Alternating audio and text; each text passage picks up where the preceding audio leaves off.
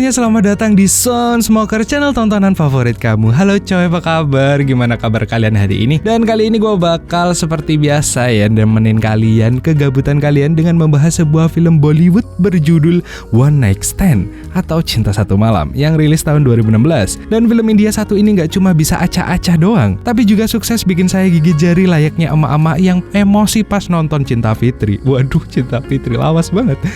Gak cuma emosi, hasrat saya juga ikut naik turun berkat penampilan Mbak Sunny Leone di film ini. Ada yang tahu Sunny Leone? Ya buat kalian yang sobat tangan kanan pasti tahu lah ya siapa Sunny Leone. Oke deh, gak usah lama-lama, langsung kita mulai aja alur filmnya dan intro.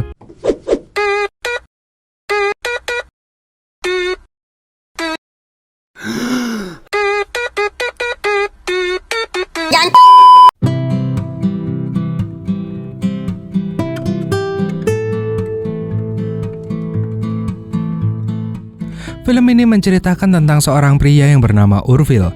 Urfil kerja sebagai bos perusahaan event organizer yang sering menghandle event-event kelas atas. Contohnya hari ini, di mana ia menggelar acara fashion show di Phuket, Thailand.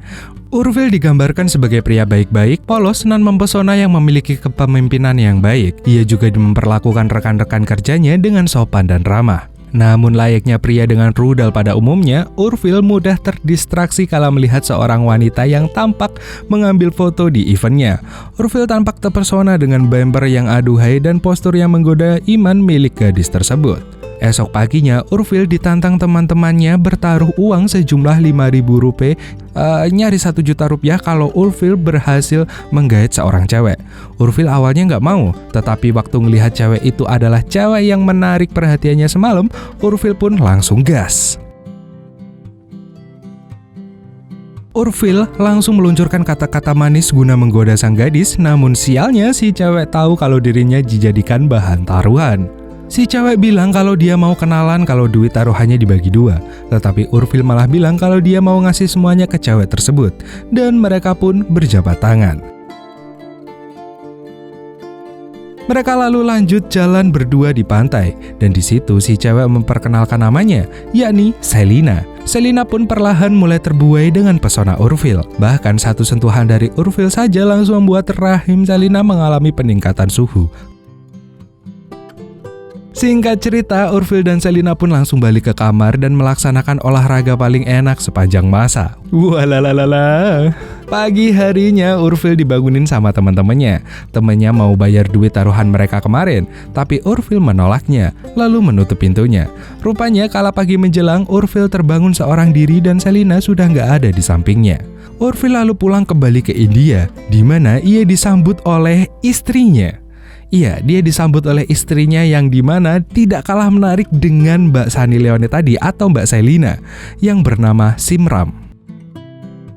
Malam itu mereka mengadakan pesta kecil-kecilan mengundang beberapa kerabat dekat. Tapi entah mengapa, sejak dia olahraga dengan Selin, Urfil tampak kehilangan fokus dan sulit melupakan kenyalnya tubuh Sintal di Cinta Satu Malam tersebut. Urfil lalu ditegur oleh temannya David, yang juga adalah rekan sekantornya.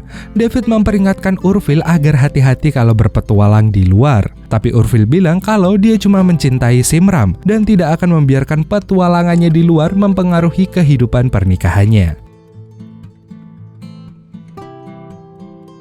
Tapi waktu Urfil tertidur lelap dengan Simram di pelukannya, ia masih belum bisa menepis lekuk bumper Selin dari benaknya. Padahal sebagai seorang pasangan hidup, Simram cukup menyenangkan dan pria manapun pasti beruntung bisa memilikinya, termasuk saya. Namun Urfil memang sudah tersihir, bahkan di kantor saja dirinya masih memandangi foto-foto Seline dari event fashion show tempo hari. Fokus pikirannya kepada Selin juga membuat Urfil jadi sering cekcok sama istrinya sendiri. Layaknya terjangkit virus, Urfil terus dihantui bayang-bayang Selin. Bahkan waktu berangkat kerja, gadis biasa di pinggir jalan aja dikira Selin. Urfil bahkan memilih untuk lembur di kantor sembari mencari tahu soal Selin lewat googling. Padahal hari itu adalah hari pembukaan warung kue milik Simram. Alhasil Simram pun ngambek. Urfil pun meminta maaf dan menjanjikan quality time berdua guna merayakan anniversary mereka, dan Simram pun gak jadi ngambek lagi. Esoknya Simram dan Urfil pergi belanja ke mall dan memilih baju untuk Simram. Tapi waktu Simram mencoba bajunya, ternyata ada Selin di situ yang mencoba baju yang sama. Mengetahui Simram membelinya untuk merayakan anniversary-nya dengan suaminya, Selin mempersilahkan Simram untuk membeli baju yang tinggal stok terakhir tersebut. Pas naik eskalator, tanpa disangka Simram dan Urfil pun berpapasan dengan Selin. Otomatis Urfil langsung kaget. Selin juga langsung memalingkan muka kala melihat Urfil. Malamnya Urfil dan Simram makan malam sama keluarga David. Tapi entah kenapa pas Simram asik ngegosip, Urfil langsung marah dan ngamuk. Marahnya amat berlebihan, bahkan sampai semua pengunjung restoran pada nengok. Melihat tingkah suaminya yang aneh dan temperamental, Simran pun menangis dan langsung pergi. Esoknya Urfil tampak menyiapkan event untuk sebuah perusahaan berlian di sebuah hotel. Lalu ia dipanggil oleh David. David langsung ngomelin Urfil karena marah-marah pada Simram tempo hari. Urfil pun akhirnya cerita soal Selin ke David. Urfil bilang dia sama sekali nggak bisa ngelupain olahraganya dengan Selin. Tetapi David cuma ngingetin Urfil bahwa dia masih punya Simram. Lalu dia pergi. Dipenuhi rasa bersalah, Urfil pun pulang dan memeluk istrinya yang masih berlinang air mata. Dengan penuh ketulusan, Urfil pun meminta maaf pada Simram. Untungnya Simram masih mau maafin Urfil, dan mereka pun melanjutkan perayaan anniversary mereka. Simram pun menggunakan gaun yang kemarin dibeli di mall. Aduh, cantik banget. Mereka pun akhirnya melanjutkan olahraga mereka dengan atmosfer yang bikin iri maksimal. Esok harinya, Urfil melaksanakan event perusahaan berlian milik seorang pengusaha kaya bernama Kapur. Karena acaranya berjalan sangat lancar, Tuan Kapur memuji Urfil dan memperkenalkannya pada istrinya yang bernama Ambar, yang rupanya itu adalah Selin. Ternyata nggak cuma Urfil yang udah berkeluarga, tapi Ambar juga sama. Tahu bahwa dirinya dibohongi, Urfil langsung tampak stres dan minum-minum. Dengan nekat, Urfil nyamperin Ambar ke toilet cewek dan memperlakukannya dengan kasar. Urfil menuntut mereka ketemuan lagi, tapi Ambar terus menolak. Akhirnya biar Urfil diem, Ambar pun memberikan nomor HP-nya. Setelah itu Ambar pulang ke rumah, di mana ia tinggal di sebuah villa mewah bersama sang suami, ayah mertuanya, serta anak sematawayangnya bernama Jahan. Sejak dapat nomor teleponnya, Urfil semakin menggila.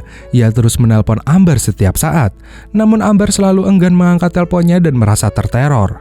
Sementara itu, Simran mulai merasa kehilangan Urfil. Ia cerita ke temannya kalau dulu tiap ada yang berangkat kerja, mereka selalu saling mengantarkan paling tidak sampai depan rumah. Namun, sekarang setelah 5 tahun menikah, Urfil tidak lagi melakukan hal itu. Di sisi lain, Urfil semakin nekat mengontak Ambar. Ia mencari tahu nomor rumah dan alamat Tuan Kapur dari pihak agensinya, lalu menelpon rumah Ambar. Ambar syok ketika Urfil menelpon rumahnya. Privasinya benar-benar sudah dijajah. Urfil meminta Ambar untuk menemuinya di kafe besok. Kalau tidak, ia akan memberitahu Kapur soal perselingkuhan mereka. Esoknya Ambar pun menemui Urfil di sebuah kafe. Mereka langsung berpelukan dan mendekatkan bibir satu sama lain. Tapi ternyata itu hanya imajinasinya Urfil. Ambar datang dengan wajah marah dan langsung meminta Urfil ngomong dengan cepat apa maunya. Di tengah obrolan mereka, Ambar dapat telepon dari sekolah anaknya yang bilang kalau Jahan terluka. Ambar langsung panik dan izin pulang ke Urfil. Tapi Urfil malah menahannya dan memaksa Ambar tetap duduk. Urfil makin kelihatan marah mengetahui Ambar juga udah punya anak. Urfil bilang Ambar pembohong. Ambar pun langsung marah dan dia nyiram segelas minuman ke muka Urfil lalu bergegas pergi. Urfil lalu kembali ke kantor dan tampak masih tidak menyerah.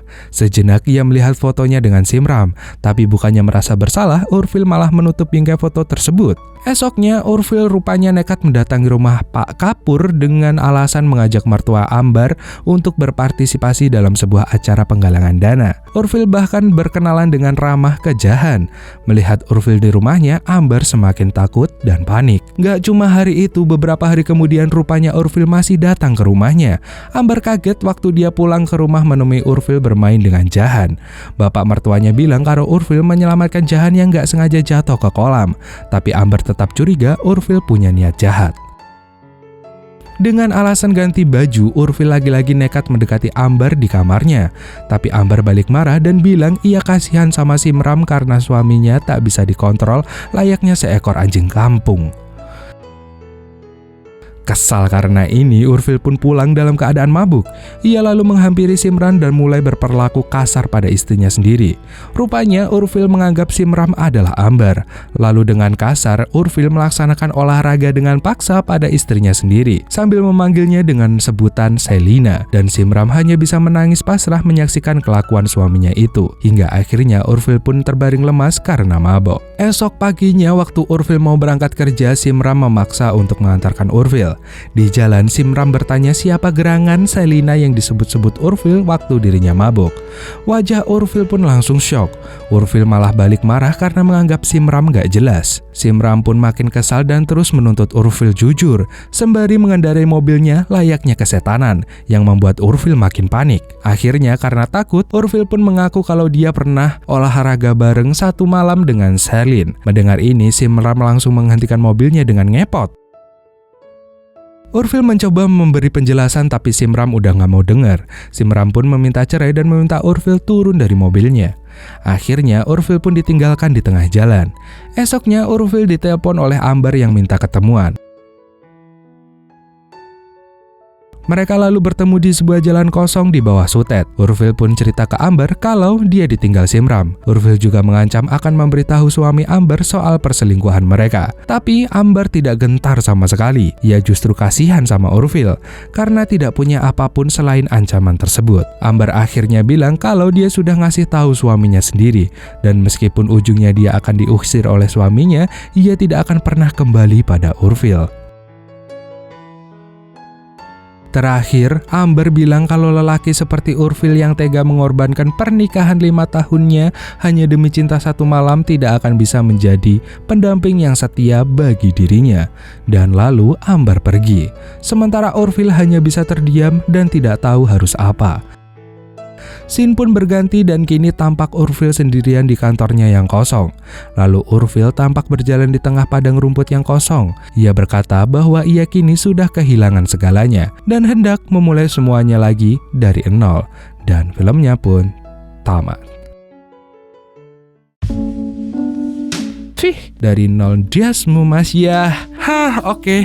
Ending yang cukup menyebalkan ya. Jadi intinya Urfil tuh cowok yang gak punya otak banget lah. Jadi mengutip dari almarhum Pak D. Jiraya, ada 3 kelemahan shinobi, yakni alkohol, uang, dan wanita. Dan ketiga itulah yang menghancurkan Urfil. Sebenarnya Urfil punya semuanya, baik harta, tahta, maupun wanita. Tapi karena lemah, ia kehilangan semuanya dalam sekejap. Anjir, keren banget dah. Jadi mungkin pelajaran yang bisa kita ambil dari film ini ya, kalau kamu punya pasangan yang bentuknya kayak Simram, syukurin aja. Kenikmatan mana lagi yang kamu dustai ketika pulang ke rumah disambut wanita seoptimal itu.